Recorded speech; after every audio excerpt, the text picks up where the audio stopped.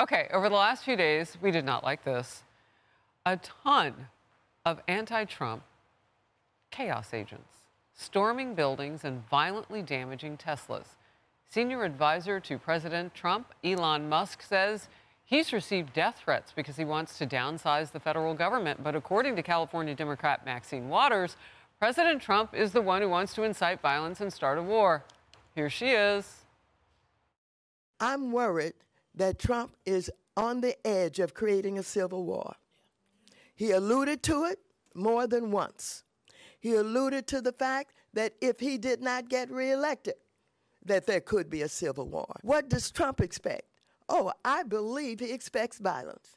I believe he expects confrontation. I believe he's working toward a civil war. You know what?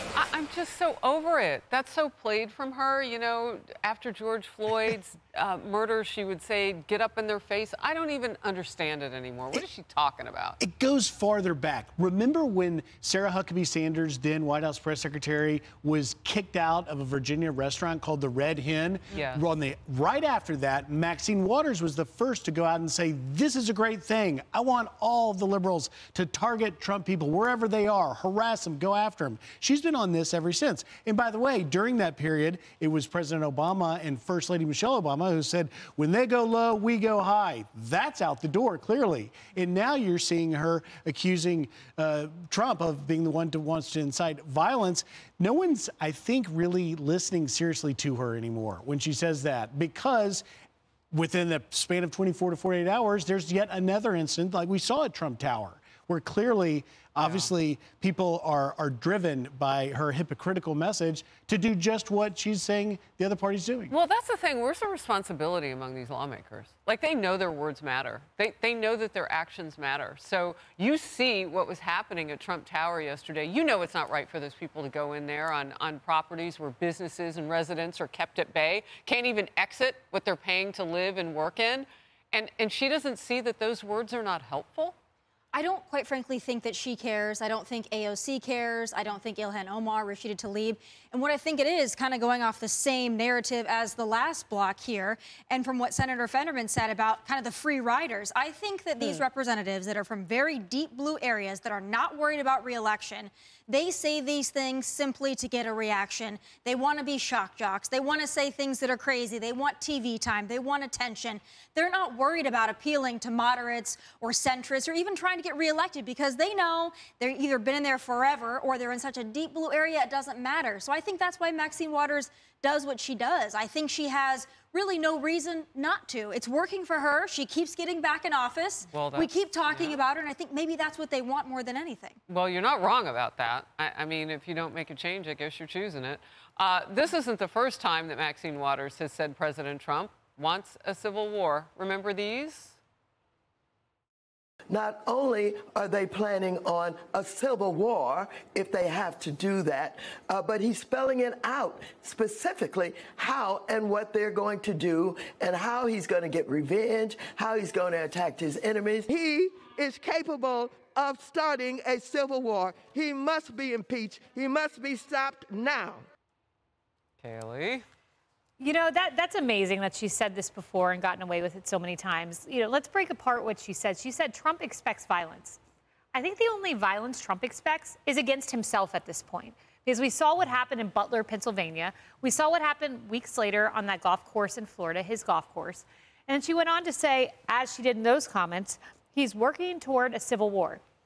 What does that mean? After this man has incurred 2 assassination attempts, is on an Iranian hit list, who knows who else wants to target President Trump? You're going to make the American public believe he's rooting for a civil war as if to gin up more violence against him? This is positively nuts. But look, the Democrats are in hiring mode. They're lost in the wilderness, like when Hillary Clinton was lost in the field or the woods after she lost the election. They need a voice to take them out of the wilderness. I nominate Maxine Waters, hire her today, spokeswoman of the party. This woman, give her that job. Wow. Emily? I just want to point out that the massive double standard. I agree with you. It's incredibly hypocritical. But could you imagine if someone a little bit younger and on the other side of the aisle was making those comments as, frankly, incitements to violence that she has in the past, you know, saying that we're going to a civil war? Could you imagine if Marjorie Taylor Greene said something like that? Do you realize the uproar and the coverage that we could expect, rightly so, from the mainstream media? And here, I think it's because she's 86 and everyone just went, oh, she doesn't mean it. She's somehow forgiven for these incredibly damaging comments, both to her own party and also to safety. We've talked about the weight and the seriousness and the risk of words. And so she, I believe, is among the worst offenders in that way. And it sort of kills me that she's somehow given a pass. Yeah. And I don't quite know why, because the harmless thing that we've attributed to her, I just don't think that flies. Again, because we've seen what words can do, and we've seen when people with nefarious intent have come to judges' lawns and congressmen's lawns and the like. Yeah, so I'm not sure where that accountability is, but it's stale. And to me, this is the new, by the way, constitutional crisis that we saw for a second. Right? There's always like a hot button, a hot comment of the week by the Dems. Legally, so right can now somebody it's civil say war. something to Maxine Waters? Well, at this moment, I don't know if there's an actionable damage that has been done. But if I were leadership of her party, whoever's at the helm, I would say you need to curb your vernacular. At the very minimum, step away from censure. On the House floor, you know, those comments are usually challenged. I wrote down what you said because I had never heard anybody play the over 85 card.